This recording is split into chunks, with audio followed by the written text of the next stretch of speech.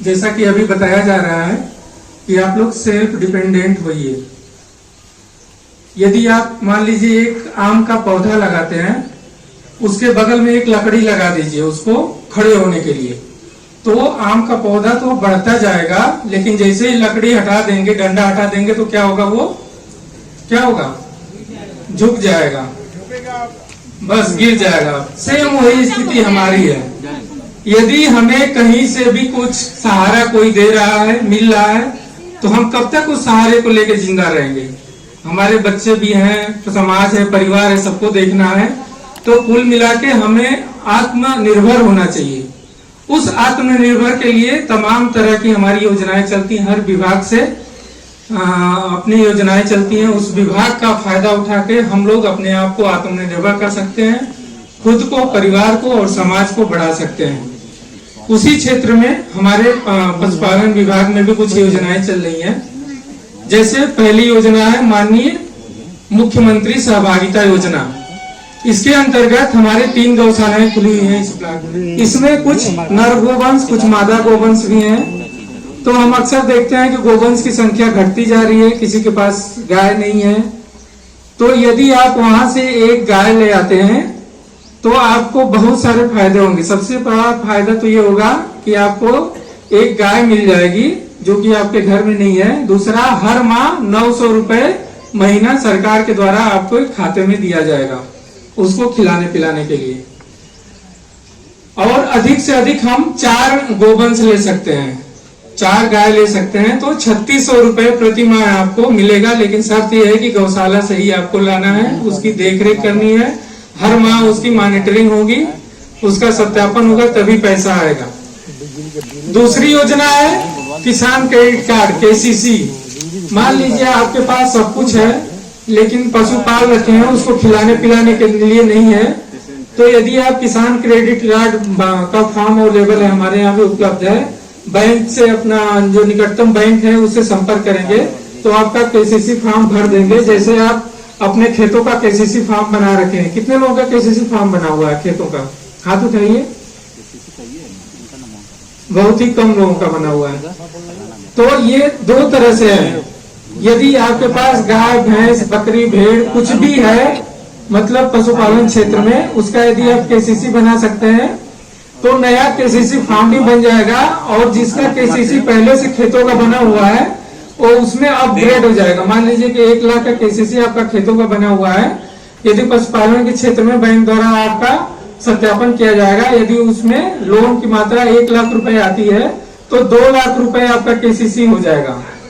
यानी 1 लाख पहले का 1 लाख ऐड हो जाएगा, उसका अपग्रेडेशन हो जाएगा और वो 2 लाख हो जाएगा। 2 लाख आप निकाल के आप कृषि का कार्य कर सकते हैं। तो दूसरा, ये किसान क्रेडिट कार्ड बनवा कर भी आप उससे फायदा उठा सकते हैं। तीसरा है पशुधन बीमा योजना।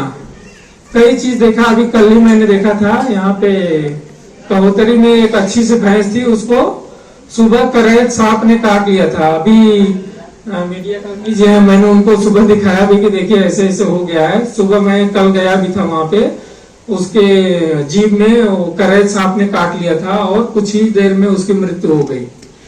तो यदि हम पशुधन बीमा योजना का लाभ उठा के उसका बीमा करवाते हैं तो जैसे वो भैंस मर गई तो तुरंत क्लेम करने के बाद उसकी कुछ प्रोसेसिंग होती है, करने के बाद वो जैसे 50,000 का बीमा आपने करवा रखा है तो 50,000 रुपए आपके अकाउंट में आ जाएगा बीमा कंपनी द्वारा।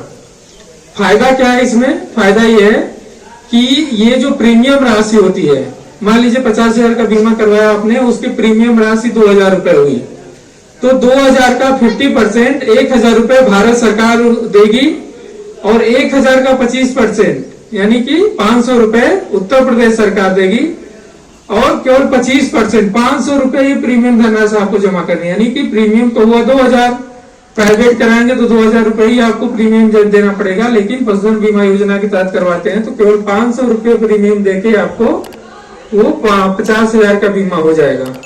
ये मैं एग्जांपल दे रहा हूँ कि 50,000 का बीमा आप सीमित कम पैसे देकर ही करवा सकते हैं, क्योंकि हम लोग 1,500 तो कहीं चट्टी चौराहे बैठ के फूक देते हैं, लेकिन यदि उसको हम अपने पशुधन बीमा में लगा दें तो हम कम से कम साल भर के लिए सिक्योर हो जाएंगे कि खुदा न खास्ते किसी भी तरह से उस पशु की मृत्यु होती है तो वो उसका क्लेम करने पे वो धनराशि हमें मिल जाएगी। ये हर साल जो भारत सरकार है उससे कंपनी जो बीमा कंपनी उसका टाई अप होता रहता है।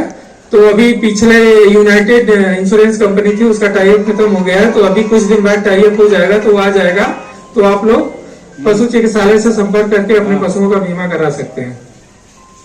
दूसरा, पशुपालन क्षेत्र में तो थोड़ा सा हम बता देते हैं कि कैसे अपने पशुओं की देखरेख करें।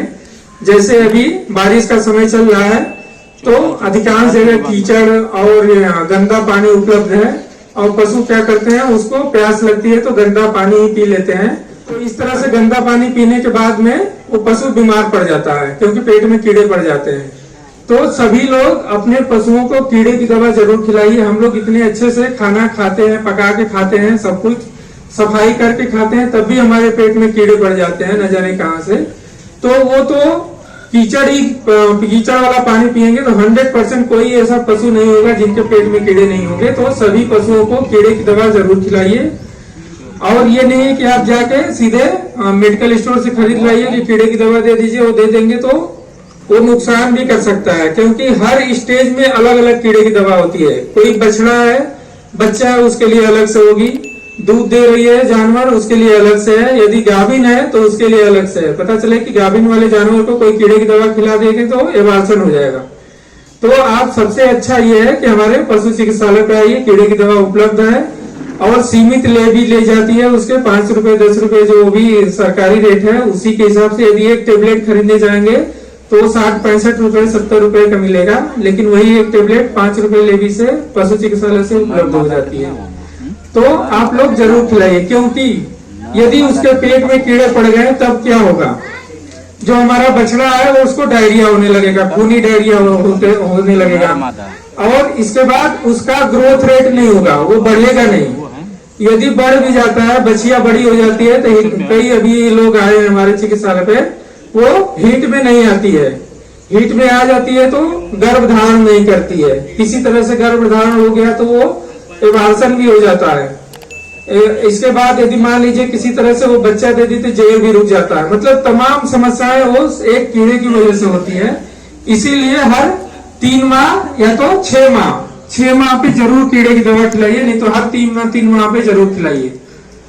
कभी कभी ये होता है कि आप लोग याद नहीं रख पाते हैं कि कैसे 6 माह पे खिलाएं। तो एक हार्ड फास्ट रूल है कि एक दिन दीपावली के दिन आप लोग कीड़े की दवा, जैसे दीपावली के दिन आप लोग अच्छे से खाना बनाते खिलाते हैं, पशुओं को भी खिलाते हैं, धोते हैं, टीका लगाते हैं, तो एक दिन कीड़े की दवा दीपावली के दिन खिला दीजिए। और दीपावली के कितने महीने दिन बाद त्योहार पड़ता है, कोई 6 महीने बाद होली का त्योहार पड़ता है।